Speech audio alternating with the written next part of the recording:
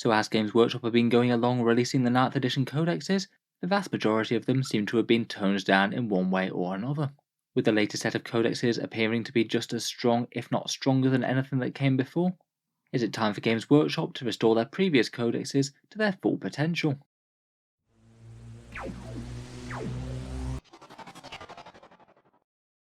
Hello and welcome back to Auspex Tactics, where today we're just back for a quick discussion type video on a subject that I've seen floated around a few different times in YouTube comments or various other corners of the internet. Warhammer 40K 9th edition codexes really do seem to be following a rough pattern. Almost every time a codex releases, it does tend to be at the very least upper mid tier, and at time of release, a lot of books more often than not tend to be one of the most strong codexes in the entire game. It's happened for Space Marines, Death Guard, Drukhari, Admech, Orcs and Grey Knights.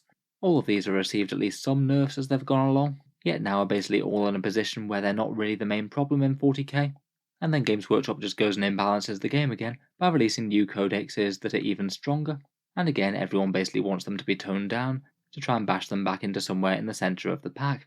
Currently, for all the really strong codexes that have come out and then got toned down heavily, it does seem that Custodies, Tau, and now Harlequins really seem to be dominating events.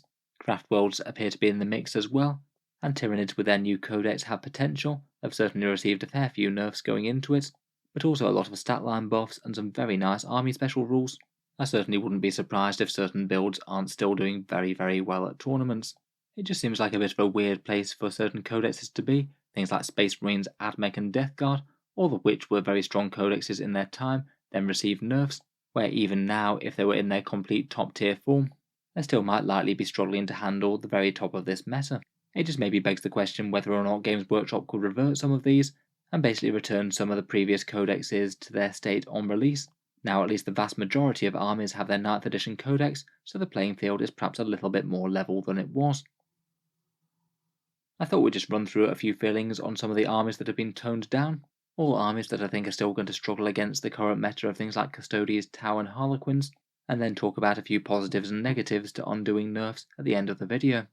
First up, Space Marines had very much the initial big boost at the start of 9th edition, maybe a bit more of a mid-tier army now, though they were certainly top when they came out.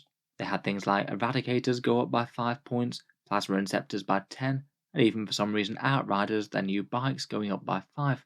I certainly feel that the Plasma Inceptors and the Outriders, they maybe wouldn't be the biggest deal if they reverted them to normal. Perhaps Eradicators being just at 40 points wouldn't be the best for the internal balance of the codex. Just for their sheer destructive damage potential, they did feel like pretty much on another level with most of the Space Marine decks when it dropped. Still though, I think it's nerfs like the Plasma Inceptor one and Outriders that just really feels kind of redundant, given all the power creep that's gone on since then. Otherwise, Necrons in general have had a fair amount of buffs since their codex dropped. Still, things like the Chronomancer's shooting attack and the Catacomb Command Barge going up do feel a bit redundant as well. Death Guard got a whole ton of their points costs increased in the latest chapter approved. That was really quite an unexpected change, to be honest. They were really good about a year ago, but by January 2022 they were hardly an army that anyone was complaining against, and things like increasing the cost of Poxwalkers and Terminators I think really solidly cemented them as going to a bit more of a lower mid-tier army, as opposed to being in a fairly decent place where they were. Admech and Drukhari were so ridiculously strong when they came out that they basically dominated tournaments for around about 6 months after. The first wave for Admech came with some troop stratagem changes, and Iron Strider Ballistari losing the core keyword, which I think was probably making sense for internal balance, just because they have ridiculously efficient firepower, and being able to access all the buffs of the Admech did make them a bit of an auto-include and overshadowed anything else. The faction still remained insanely strong though, with things like Sicarian units, but then got heavily battered down to a lot more of a mid-tier army with a huge codex-wide points increase, basically every single good unit going up by a decent margin. Still though, as it's been shown recently with things like Mr. Siegler winning the LVO with them, they're still more than capable against performing against the best of the other armies in the right hands.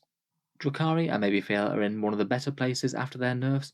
Again, they took a whole load of points increases, particularly to things like Raiders, Drazar, Incubi, Witches, and a few of the HQs, and now kind of weirdly have Games Workshop going against themselves because they dropped a lot of the Covenant units cost, but then had to make up for it with special rules and things, like losing core on the Talos, to make their thick city build a lot less viable. I still rate them as one of the stronger factions though, but certainly no longer one of the kings of 40k I'd say. Otherwise we've got Grey Knights with their Dread Knights and Interceptors toned down, sisters with the Retributors and Dominion Stormbolters and Morven Var going up in cost, and orcs with a whole bunch of points increases to key units like commandos, kill rigs, their beast boss, and others, and also some unit selection rule changes, things like their buggies being limited to one unit of each, and the nerf to how many flyers you could bring, mainly aimed at them, vastly limiting their crazy alpha strikes that they could do with Dakka jets and wasp bombs. Basically, I do feel that it adds up to a whole load of nerfs to armies that aren't exactly top tier anymore, and it does kind of beg the question whether or not Games Workshop should revisit them and maybe restore a bunch of costs to what they were originally. I feel it does maybe make sense for certain units for quite a few different reasons. Basically, anything that's a unit that no longer feels like it needs toning down kind of would make sense to put back to where it was before. I feel like the Death Guard Terminators didn't really need to get hit, nor did Space Marine Outriders, Necron Catacomb Command Barges, and plenty of the others. Particularly, you could take aim at the factions that most needed a boost. Certainly seems like it could be a nice idea if you can revert any rules back to the printed version in the codex. It just means that there's less of a burden on FAQs and update documents, and adds a few less things to keep track of, and fewer alterations to the book. Even if some of these factions did get very strong as a result, I do kind of feel that with Games Workshop's track record, they're just as likely to release even more powerful codexes coming out in the future. So it might kind of make sense to have as many armies as strong as possible, just because they're almost bound to be fighting something even more horrendous when Games Workshop does start to release the last few codexes, and they inevitably wind up being the new strongest thing in the game. I feel that perhaps maybe the biggest reason against just reversing all these nerfs wholesale is that quite a lot of the nerfs actually contributes to the internal balance within the codex. Maybe one of the most obvious contenders for that being AdMech, where basically when the codex dropped, you could kind of dismiss really quite a lot of the army besides a few key units. Just spam Iron Striders, the troops, a couple of the HQs, and maybe some infiltrators, and you could basically forget everything else even exists if you want a strong army. While the book is significantly less strong due to all the updates it's had, at least it's a bit more of a debate whether you want to field certain units over others, rather than just spamming the thing that's obviously far stronger. I do feel that if you just reverted AdMech and Drakari in particular to their pre-nerf statuses, they'd still probably be considered some of the problem codexes, so maybe just reversing every single nerf wholesale wouldn't quite work. You need a bit more of a tailored approach, and I guess you could still argue that it might still be better to nerf the few things that are strong, rather than buff a whole load of other codexes, even if it is done through the relatively straightforward way of cancelling a whole load of previous nerfs. I just feel it might be a bit of a strange situation to get in if we wound up getting towards the end of 9th edition, and basically every single codex has wound up being toned down in turn, when actually if all the codexes had come out at once, they might have been at least somewhat balanced against each other. So anyway, I look forward to hearing what you guys have to say down in the comments. If Games Workshop is going to keep this codex power creep going, is it better to just keep on nerfing codexes in turn, or should they buff some of the prior ones? Look forward to hearing all your thoughts down in the comments. If you've enjoyed the video, feel free to subscribe to Auspex Tactics, while I'll certainly keep the regular 40k videos coming. I do tend to post new ones just about every day. Finally, if you have been enjoying all the videos on the channel, I would just like to mention the Auspex Tactics Patreon page, which is the thing that allows me to keep on making them quite so regularly. If you are enjoying a lot, any support is enormously appreciated.